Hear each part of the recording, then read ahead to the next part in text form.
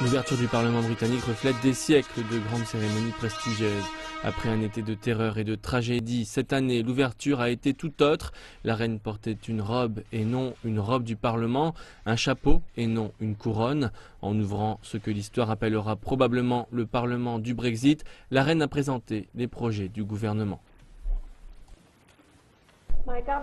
La priorité de mon gouvernement est de sécuriser le meilleur accord possible, puisque le pays quitte l'Union européenne. Mes ministres sont engagés à travailler avec le Parlement, les entreprises et d'autres pour établir le consensus le plus large possible sur le futur du pays à l'extérieur de l'Union européenne. Après avoir perdu sa majorité parlementaire dans les élections générales, Theresa May devient la première ministre britannique depuis des décennies à diriger un gouvernement minoritaire. Elle a promis de rassembler une Grande-Bretagne divisée. Notre pays est divisé, le rouge versus le bleu, les jeunes versus les moins jeunes, le livre versus le romain.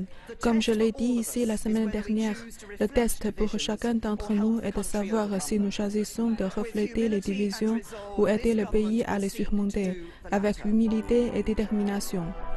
Le Brexit dominera ce Parlement et des questions demeurent. Est-ce que le leadership ou son gouvernement peut survivre au défi du vote des lobbies ?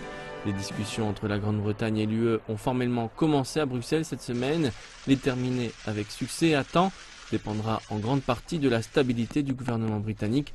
Beaucoup ici pensent qu'il y aura une lutte.